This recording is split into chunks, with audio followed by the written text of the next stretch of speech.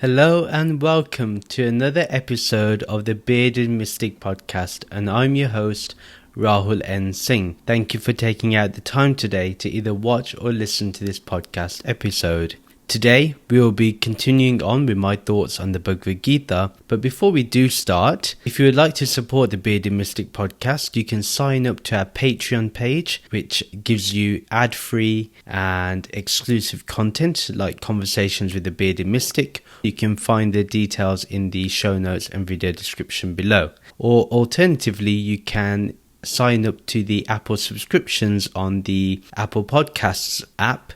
Also, every Saturday, there is a free virtual meditation class that occurs at 11 a.m. every week. If you would like to join, you can find the details in the show notes and video description below. In the last episode, we completed chapter 4, and specifically we looked at verses 39 to 42. And there Sri Krishna guides us on the importance of having Shraddha and giving a complete focus on this Gyana. And that is how we must balance ourselves in this most supreme Brahman, this ultimate self. To be in contentment in this life and in the next, we need to go beyond the superficial purpose of living and enter a deeper understanding that pervades all of existence.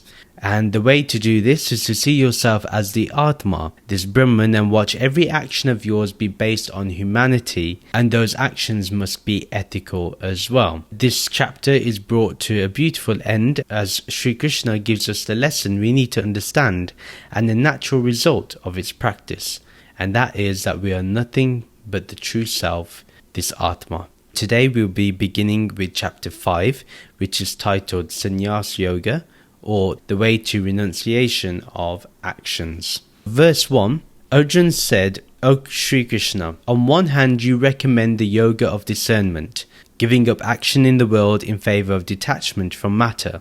On the other, you advise the practice of karma yoga, which is correct actions performed as service to the Supreme. Now tell me please definitively, which of the two is the most effective form of yoga? Let's look at the whole verse together. Really, Arjuna wants a simple answer to his question, and this is a significant question because we need to know what is the best option too. Like, is it Buddhi Yoga, Sankhya Yoga that he gave in chapter 2, or is it Karma Yoga, the yoga that he's been talking about in the subsequent chapters? Now, he wants to know what is better. Is being detached much better and leaving the world and just seeking knowledge? Or should Arjuna perform actions as a service towards the Supreme, towards a higher ideal? The path of the renunciant is that they will seek knowledge only, whilst the Karma Yogi will devote every action to the Supreme, to the higher self within as a yajna. And that's the difference. That is what Arjuna really wants to know. He wants to clear the doubt that he has in his mind. Now, as I always say, that whenever Arjuna asks a question, we most likely have had that question too, or we've not thought about that question, but this will help us have clarity towards what path we should take. The context of the whole verse is that this question is for every seeker who wants to know, what is better? Is it to renounce the world, or should I live a normal life and be spiritual? What is easier? And will both paths lead to the same destination? Is it better for me to be a monk, or is it better for me to be a householder? What is the best option? Verse 2, Sri Bhagavan replied, both Buddhi Yoga, the yoga of cultivation of the knowledge of worldly categories contrasted with Brahman, and Karma Yoga, the yoga of action with no attachment to the fruit, lead to the highest state of perfected being. However, yoga that is practiced through action is superior to that yoga which gives up all action only to cultivate knowledge. The first part that we'll look at, Sri Bhagavan replied, both Buddhi Yoga, the yoga of cultivation of the knowledge of worldly categories contrasted with Brahman, and Karma Yoga, the yoga of action with no attachment to the fruit, lead to the highest state of perfected being. First, let's look at what Buddhi Yoga is. That is simply the knowledge of what is real and unreal, what is Sat and Asat. That which is unreal is always changing, and that which does not change is always real. Therefore, Buddhi Yoga is constantly discerning between the changeless and the changing, and this is practiced by seeing the whole of existence, which is always changing, as Prakriti, and seeing the Purusha as the eternal witness consciousness within as the changeless. This Purusha is the one that observes and yet is untouched. The way to better explain this is, the world that is changing is the images on the screen, and the formless awareness is the blank screen that is unaffected by any change that occurs to the images. The images may change. It may be a movie, and in the movie a character is crying or happy or sad, elated, having a mystical experience. That could all be happening, but the observer, the blank screen, remains unchanged, unblemished, untouched by those images. When the movie switches off, the blank screen remains as it is. If the movie is turned on, the blank screen remains as it is. It does not change, and that is the best way to explain the Purusha and Prakriti. So then what is Karma Yoga? Karma Yoga is when we commit to actions of the world, yet we perform them selflessly. We do not care to gain any benefit from these actions, nor do we care if we incur losses from these actions. We remain balanced because we are offering all of our actions to the Supreme, or to that eternal formless awareness which we call Brahman. The best way to explain this as well is that we see everything as a yagna. So everything is a sacred offering to the divine. So our actions being a sacred offering, because we remember our true nature or Brahman first, we get rid of the notion of I am the doer. So the whole point is that obviously we recognize that we are doing the action and we are performing the action, the body and the mind, but the eternal consciousness within is not doing the action. So we go to that which is not doing the action, and we recognize that as a true self. That's how we understand this wisdom completely. The main thing to understand is both yogas do reach the highest.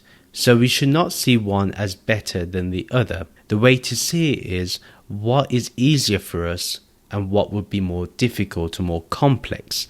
That is probably the best way to interpret this. Now, Sri Krishna in the second part says, however, yoga that is practiced through action is superior to that yoga which gives up all action only to cultivate knowledge. Let's understand this a bit more. So Sri Krishna is being straightforward in his answer that Karma Yoga is easier than Buddhi Yoga. But since we observe the world of multiplicity, it is better for us to be Karma Yogis, as in the beginning we find that we are the doers of action. So in the beginning we find that we are doing the action. When we do something, someone says you did this, or whenever someone says that you did this, or say someone didn't acknowledge that you did something, you will say, oh well, I did this. So we recognize that in the beginning we are the doers of action. But when we apply the knowledge that was given of Sat and Asat, we then unite with that formless awareness that is in the background, the Purusha, through contemplation. Then we perform our actions as a sacred offering. By doing this, we give up the fruits of that very action. So whatever reaction we will get from the action, we give up. We tyag it, we renounce it. This is what takes us from doership to non-doership. That's the process. Being the doers of action, it is better for us to utilize action than seeking knowledge alone. So it's basically we'd be utilizing action to get to inaction or non-action. Only a few can truly just seek knowledge, and Sri Krishna is going to explain why union through action is easier than union with knowledge exclusively. The one thing I'm going to say is it's very difficult for someone to give up everything in life and just study the scriptures. This is what it means. So when it says giving up action to just seek knowledge, even giving up the karma kand aspect in the Vedas too, one will give up that as well. To do that, to renounce everything and say, I just want to study the scriptures, is not for everybody. Only a few will ever be successful in this, because Sri Krishna will go into why that is, and I won't go into it now, and you'll find out in a verse that we'll discuss. But the point is that only a few ever really can seek the knowledge alone. What we can do is apply that knowledge to our actions. We find that process to be a lot easier. So that's what Sri Krishna is saying when he says it's more superior for us. Remember, he's saying it's more superior for Arjuna Not necessarily we can put that as a blanket statement for everybody. The context of the whole verse is that Sri Krishna expresses that both lead to the highest attainment, which is mukti, perfected being, but of both paths, it is karma yoga that is the easiest. Verse 3, one who neither hates nor hankers after matter and is indifferent both to sukh and dukh is known to have permanently dissociated their Atma from Prakriti and is thereby freed from all forms of material bondage. This is the path that is taken of Karma Yoga. The first part, one who neither hates nor hankers after matter. First of all, we shouldn't hate any part of creation. Remember, in Satchitananda, the Sat aspect is the ground of all existence, the ground of being. So we shouldn't hate creation. Some people despise creation. They say Maya is completely bad for us. But actually, that's not true. In fact, we will be utilizing Maya to get to the non-dual understanding. We shouldn't hate it. And to hate it is to hate the creative principle, which we may refer to as God or Ishvara or Saguna Brahman. So to hate it would be ridiculous.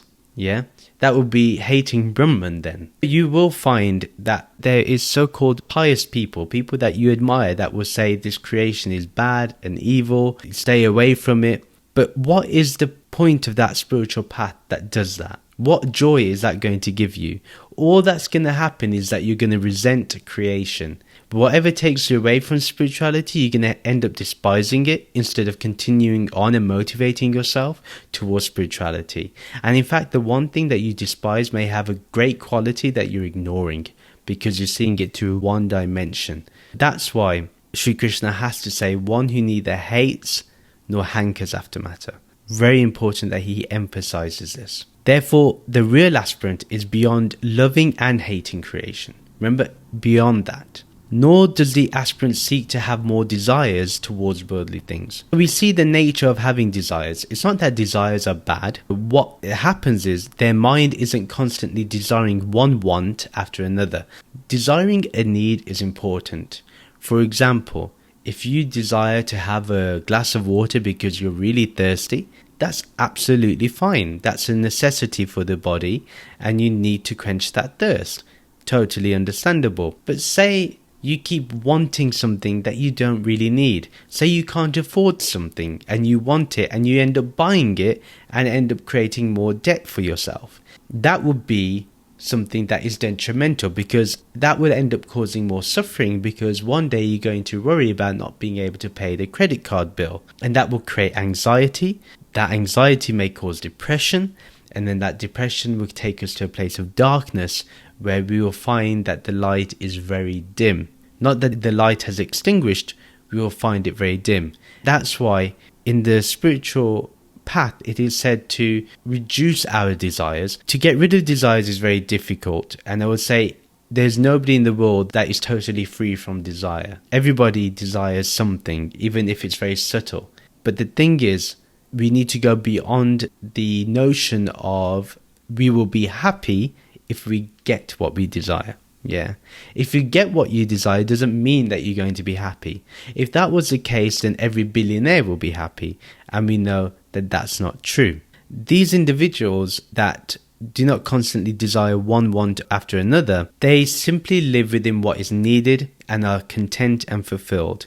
And if they get what they desire, that is great. If they don't get what they desire, that is great. They are able to be balanced. Also, one shouldn't even hate desires because, again, like I said, I use the example of quenching your thirst. Now I would say that if you were suffocating, do we not in that moment then desire to breathe? Do we not then want a gasp of air? So not all desires lead to ignorance. Some desires are necessary for the body's function. So understand the difference. And this comes with the discernment between the real and the unreal. Remember that desires aren't bad. They are necessary. They're not evil. We have to make sure that we utilize those desires that will help us on the spiritual journey rather than be detrimental. And nobody can turn around to me and say, well, if I get everything I desire, then I'll be spiritual. In my opinion, you'll be just hankering after one desire after another, which is why I don't necessarily propose that people should follow the path of the law of attraction or manifestation, because I believe that makes us concentrated more on the material things than the spiritual things, although one will have this pseudo-spiritual feeling. That's not in every case, but in most cases that is what happens. Then the second part in that verse that we're looking at is, and is indifferent both to sukh and dukh, and is known to have permanently disassociated their Atma from Prakriti. So the Karma Yogi is indifferent to pain and pleasure. Neither do they love or hate pain, nor do they love or hate pleasure. This is very important to understand.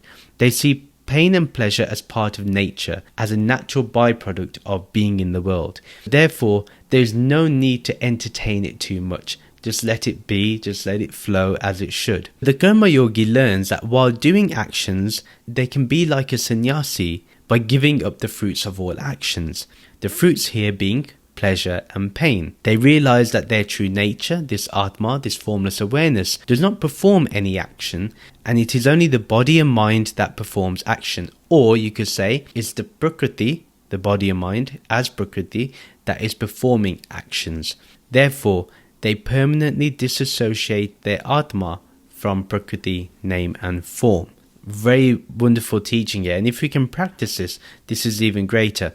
And I just want to go back to the previous part that we looked at when we talked about desires. One thing I will say, you can look into the lives of billionaires, you can look into the lives of people that have a lot of money, or they seemingly live that Instagram wonderful lifestyle. The thing is, what I will say is, you do not know what is actually going on 24/7 in their lives.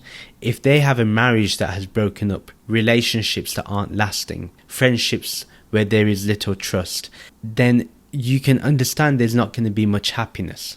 So don't always go by what you see on an IG feed, or by what you see by the numbers that is associated with their net value and net worth. The real net worth is how much you value yourself.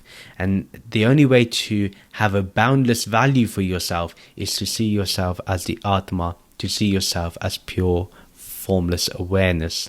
And that's my take on it. Let me know what you think. Do you agree with me or do you disagree with me? Let me know. Send me a message. Write in the comment in this YouTube video. The third part, and is thereby freed from all forms of material bondage. This person is free, they're liberated, nothing can bind them now, for they have renounced all their actions. Remember, once you renounce the fruits of those actions, you've renounced the actions itself, because you do not care if you get pain or pleasure now. You submitted that to the Supreme. Now think about it, something bounded like pain and pleasure, once it enters the boundless, it naturally gets lost in that boundlessness. It dissolves in that boundlessness. The context of the whole verse here is understand that the Atma does not have the fruits like pain and pleasure of any action. Once you understand that the Atma is not associated to pain and pleasure, then you can understand that there is only freedom within, and that is what we need to discover and unveil through practicing this wisdom. Verse 4, it would be foolish to assert that Sankhya Yoga and Karma Yoga are opposed to each other, when in truth they are two different methods of approaching the same ultimate goal. Though both employ different techniques, the phal or outcome is the same. We're going to look at the whole verse itself. Some would claim that only those that take sannyas, who give up on life and seek knowledge alone, are truly spiritual. You'll find that some monks will say that they are doing the best work, or they are the ones that will attain mukti because they are focusing all their attention and time to this truth. There may be an element of truth there, but here Sri Krishna is saying that this is not the only path. And likewise, giving up action and performing action in the eyes of spiritual attainment are not in opposition. if you commit to actions and remember this formless awareness, or you remember that the formless awareness is not the doer and it's just the body and mind that is doing the action, therefore the body and mind will receive the karma and not the Atma, which is your true self, and you've truly identified yourself as the Atma, the Jeev now identifies with the Atma and not with the body and mind, then all is good. If you think about it, you need Gyana, Sankhya Yoga, and Karma Yoga together. Without both of these, you will not be able to go further. Whoever claims that these things are opposite to each other and that you need to pick between one or the other or you're going to fail, I would say run away from them as soon as possible. See both Sankhya Yoga and Karma Yoga as methods and find the one that works for you. What suits your personality, your nature, your svadharma more. Here for Arjuna and for most of us, the path of Karma Yoga is the best. In the end, the outcome is the same, the phal is the same, which is the realization of our true nature, which is this formless awareness. The sannyasi gives up all and just contemplates on this knowledge 24/7, while the Karma Yogi performs actions and gives up the fruits of the actions and does this by remembering its true self, which is this changeless formless awareness, and again that is done 24/7 as well. Either way, you'll have the same outcome. The context of the whole verse here is, don't naively claim that one path will reach self-knowledge and the other will not. This is foolish thinking. Be smart and understand that both paths reach the same outcome, which is self-realization. Verse 5, that which is attained through Karma Yoga is also attained through the practice of Sankhya or Gyana Yoga. The two methods lead to the same destination. One who sees this perceives correctly. Sri Krishna maybe is re-emphasizing this point because he wants us to understand that the state of freedom, of liberation, is reached by both paths, Karma Yoga and Gyana Yoga. So anyone that says that Karma Yoga or Gyana Yoga or Bhakti Yoga or Raja Yoga, that you have to follow one of them or none of them, that type of mentality is not good. He wants us to understand that practicing is key. As long as you practice one of them, you will get to the destination. The person who understands this perceives everything correctly. We know from this on how to recognize a true sage. If you find that a sage says to you that Karma Yoga will not get you to the truth, I would say stay away from such a person. If someone tells you that only Gyana Yoga will take you there, stay away from that person. Because essentially, the person will only tell you what's worked for them, but they may propose that you do something different. So don't just go by their words alone. We need to understand that a sannyasi may be someone who has followed Karma Yoga before in a previous life, but wasn't able to realize their true self. So in this life, they possess a mind that is ready to get this Gyana straight away. They can intellectually understand it and therefore practice it straight away. Whilst the Karma Yogi is that one that performs actions by giving up its fruits and remembers this Sat formless awareness and will attain the mind that is ready to understand and follow the path of Gyana, and that will lead to liberation. Just remember that both will lead to liberation, and with Karma Yoga the only difference is that you will be giving up the fruit of your actions, and this will make your mind ready and fertile enough to receive that Gyana Yoga in this life. You want to achieve it in this life. Don't think about the next life. Don't make the aim that in the next life I'm going to achieve something. Do it in this life. Commit yourself to this and you will get the outcome that is being promised. We can understand here that action performed without any desire whatsoever for the result is known as yoga or union, and the performers of such actions are known as yogis. They surrender the result of the action to existence or to God, and by being purified through action, they become fit for knowledge, which leads to liberation. Remember, everything is a yajna for them, a sacred offering, and this is why householders can easily commit to this wholeheartedly. They can perform this because they go out in the world and they work, and while they're out there working, they can do it as a yajna. That doesn't mean that they will not receive the fruits of their actions, but they will not be influenced by the fruits of their actions. That's the difference.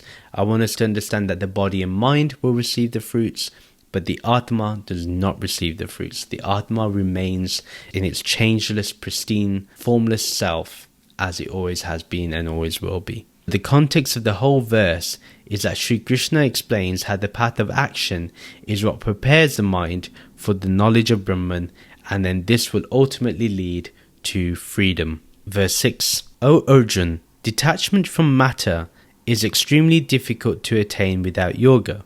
But the Muni who is steady in yogic practice attains Brahman very quickly. Let's look at the first part. O Arjuna, detachment from matter is extremely difficult to attain without yoga. So detaching oneself from the material plane is very difficult to do without this karma yoga for majority of us. And Krishna is saying that this is true for Arjuna. So one needs to perform actions in order to renounce them. If you don't perform an action, how are you going to renounce it or offer it to the divine? It's by understanding this that one will perform actions in order to renounce them, and then by understanding the formless awareness within, we then discover that oneness, that connection, that union. Therefore, renouncing requires a mind that already keeps remembering the formless awareness.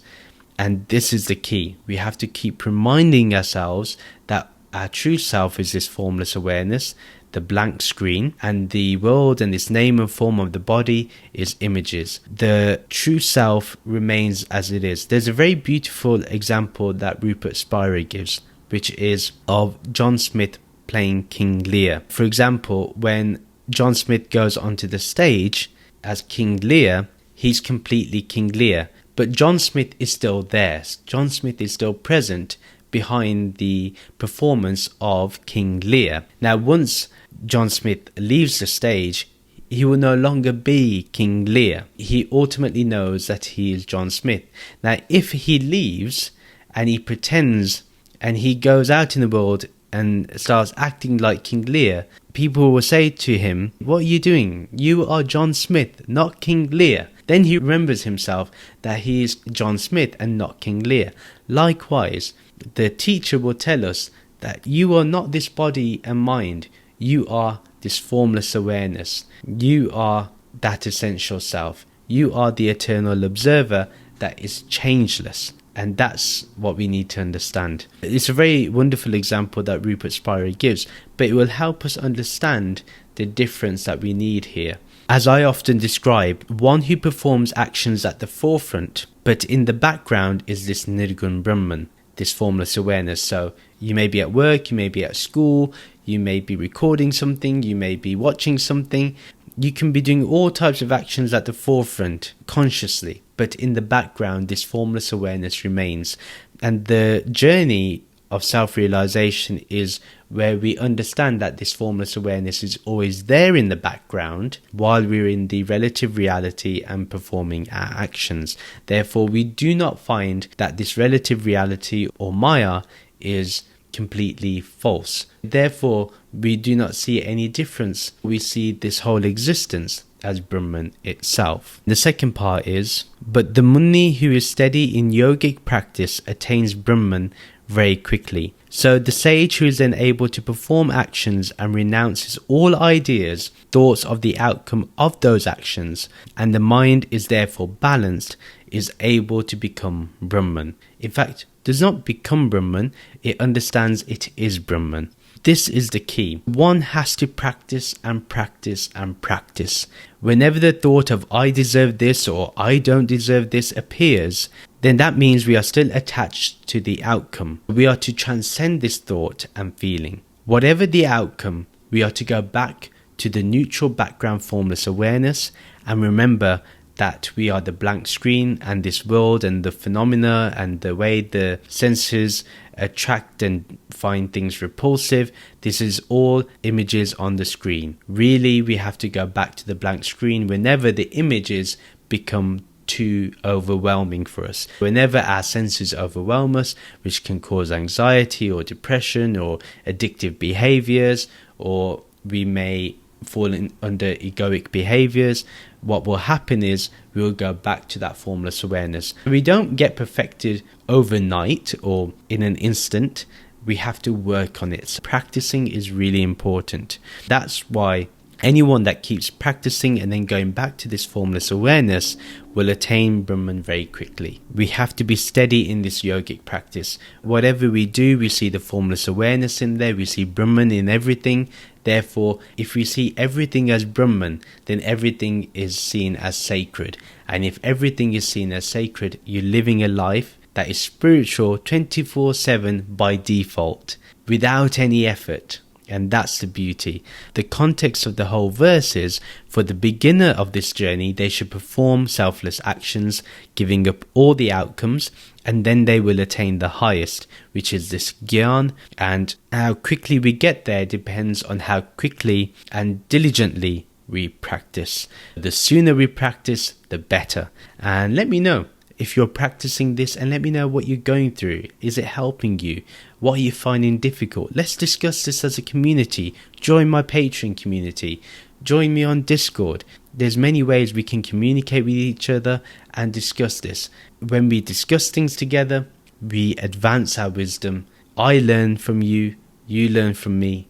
We learn from each other, and that's the whole point of this. And that's the purpose of my podcast, is not to just be the person that just speaks, but I also love listening, and I love reading the comments that I receive from you all, because it helps me refine my message and helps me understand how I can better express things. You know, those of you that have asked me questions, I sincerely and genuinely really appreciate it and really love you for it, because it really has helped me so much. And this is the end of the episode. Please do share this podcast with your friends and family who may enjoy this content.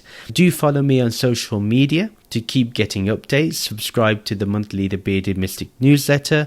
Join the Bearded Mystic podcast Discord server, and you'll find the details for all those in the show notes and video description below. As I mentioned in the beginning of the episode, if you would like to support the Bearded Mystic podcast, do check out the podcast's Patreon page, or you can support the podcast through Apple Podcasts subscription, and you can find this on the Apple Podcasts app itself.